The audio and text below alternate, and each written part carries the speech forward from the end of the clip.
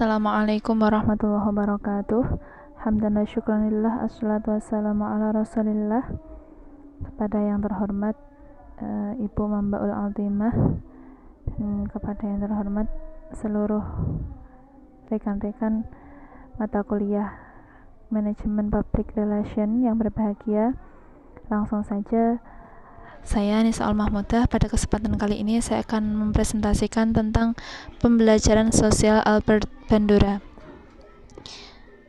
Sebelum kita masuk pada pembahasan belajar sosial, kita akan bahas tentang teori behavioristik terlebih dahulu, yang mana teori ini merupakan cikal bakal teori belajar sosial. Ya, menurut teori behavioristik sendiri, belajar adalah suatu perubahan tingkah laku yang dapat diamati secara langsung, yang terjadi melalui stimulus-stimulus dan respon-respon. Behavioris berkeyakinan bahwa setiap anak manusia lahir tanpa warisan kecerdasan, warisan bakat, warisan perasaan, dan warisan yang bersifat abstrak lainnya, dan menganggap manusia bersifat mekanistik, yaitu merespon terhadap lingkungan dengan kontrol yang terbatas dan mempunyai peran yang sedikit terhadap dirinya sendiri. Nah, dari keterangan tadi menunjukkan bahwasanya konsep behavioristik memandang bahwa perilaku individu merupakan hasil belajar yang dapat diubah dengan memanipulasi dan mengkreasikan kondisi-kondisi belajar, dan didukung dengan berbagai penguatan untuk mempertahankan perilaku atau hasil belajar yang dikehendaki. Semua itu timbul setelah manusia mengalami kontak dengan alam dan lingkungan sosial budayanya dalam proses pendidikan. Maka individu akan terampil dan memiliki sifat abstrak lainnya tergantung pada apa dan bagaimana ia belajar dengan lingkungannya. Selanjutnya tentang model-model teori behavioristik. Sebenarnya ada banyak model teori behavioristik, akan tetapi di sini saya hanya mengambil 4 model. Yang pertama, koneksionisme atau trial and error, yang mana teori belajar behavioristik model ini dipelopori oleh Thorndike, yang mana dengan teorinya ini belajar merupakan pembentukan hubungan antara stimulus dengan respon yang diberikan oleh organisme terhadap stimulus tadi. Di sini juga menyimpulkan 3 hukum dalam belajar. Yang pertama, kesiapan belajar, yang mana belajar akan berhasil apabila subjek memiliki kesiapan untuk belajar. Dan yang kedua, hukum latihan. Jika suatu perilaku sering dilatih, maka eksistensi perilaku tersebut akan semakin kuat. Sebaliknya, jika perilaku tadi tidak dilatih, maka eksistensi perilaku tersebut akan bertambah lemah. Yang ketiga, respon pembelajaran, yaitu jika respon menghasilkan efek yang memuaskan, maka hubungan stimulus dengan respon akan semakin kuat. Dan sebaliknya, bila respon menghasilkan efek yang tidak memuaskan, maka hubungan antara stimulus dan respon akan semakin melemah. Yang selanjutnya, model kedua, yakni classical conditioning, yang mana teori ini dikemukakan oleh Ivan Pavlov. Dan teori ini merupakan suatu prosedur penciptaan refleks baru dengan cara mendatangkan stimulus sebelum terjadinya suatu refleks tersebut. Yang ketiga, yakni operant conditioning. Respon dalam operan conditioning ini terjadi tanpa didahului oleh stimulus, melainkan oleh refleks yang ditimbulkan oleh reinforcer. Reinforcer sendiri adalah stimulus yang meningkatkan kemungkinan timbulnya sejumlah respon tertentu. Dan yang keempat atau yang terakhir, ya, ini social learning theory atau teori belajar sosial. Jadi sebenarnya teori belajar sosial ini merupakan salah satu model dari teori behavioristik. Teori ini diprakarsai oleh Albert Bandura, yang mana teori ini sebenarnya merupakan kombinasi antara teori klasikal dan operant conditioning.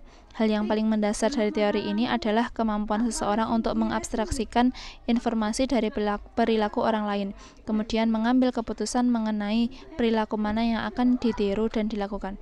Nah, dengan kata lain, tingkah laku manusia itu tidak semata-mata refleks otomatis atas adanya stimulus, melainkan juga akibat dari reaksi yang timbul sebagai hasil dari interaksi antar lingkungan dengan skema kognitif manusia itu sendiri. Di sini maka Albert Bandura itu disebut sebagai neo-behaviorism, atau seorang yang merumuskan teori baru tentang behaviorisme. Nah, dari beberapa pendapat pakar behavioris tadi dapat diambil kesimpulan bahwa semua pakar behavioris sepakat bahwa belajar merupakan hubungan antara stimulus dan respon. Namun demikian, pandangan behavioris modern menjelaskan bahwasanya faktor lingkungan memiliki kekuatan alamiah bagi manusia dalam stimulus respon, sesuai dengan konsep social learning theory dari Albert Bandura. Artinya manusia merupakan hasil pengkondisian sosiokultural, jadi bukan semata-mata terbentuk dari hubungan antara stimulus dan respon. Gitu. Selanjutnya masuk pada pembahasan selanjutnya tentang pembelajaran sosial Albert Bandura. Konsep utama dari teori belajar Albert Bandura ini adalah permodelan belajar vicarius dan belajar dengan diatur sendiri, yang mana permodelan merupakan konsep dasar dari teori belajar sosial. Bandura sendiri mengklasifikasikan 4 fase belajar dari permodelan.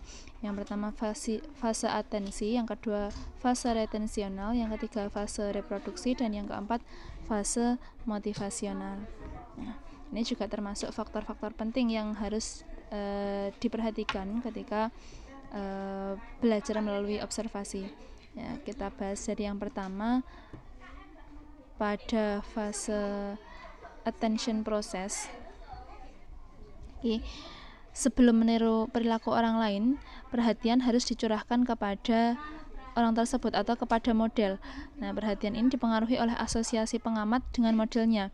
Nah, yang mana ketika sifat modelnya atraktif, maka itu akan sangat berarti baik bagi si pengamat. Yang kedua, representasi atau representation process. Tingkah laku yang akan ditiru harus disimbolkan dalam ingatan, baik dalam bentuk verbal maupun dalam bentuk imajinasi. Jadi harus ada kode-kode tertentu yang nanti akan memudahkan pengamat untuk mengingat apa yang sudah dipraktekkan oleh model. Nah, yang ketiga, peniruan tingkah laku model atau behavior production process. Ya, sesudah mengamati dengan penuh perhatian dan memasukkannya dalam ingatan, seseorang kemudian akan melakukan apa yang telah dilakukan oleh model.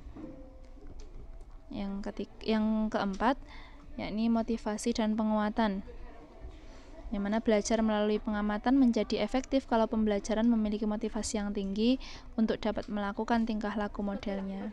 Nah, motivasi banyak ditentukan oleh kesesuaian antara karakteristik pribadi pengamat dengan karakteristik modelnya. Jadi ciri khusus dalam diri model, misalnya seperti usia atau mungkin keramahan dan tingkat kemampuan model, itu juga sangat penting dalam menentukan tingkat imitasi. Jadi si pengamat itu akan lebih senang meniru model yang seusianya dibandingkan dengan model yang mungkin usianya jauh di atasnya, atau mungkin dengan model yang mungkin kurang ramah atau tingkat kemampuannya dalam memeragakan itu kurang baik. Seperti itu. Nah, saya rasa cukup sekian presentasi dari saya. Banyak kurangnya saya mohon maaf. Akhiran ihdinas siratal mustaqim. Wassalamualaikum warahmatullahi wabarakatuh.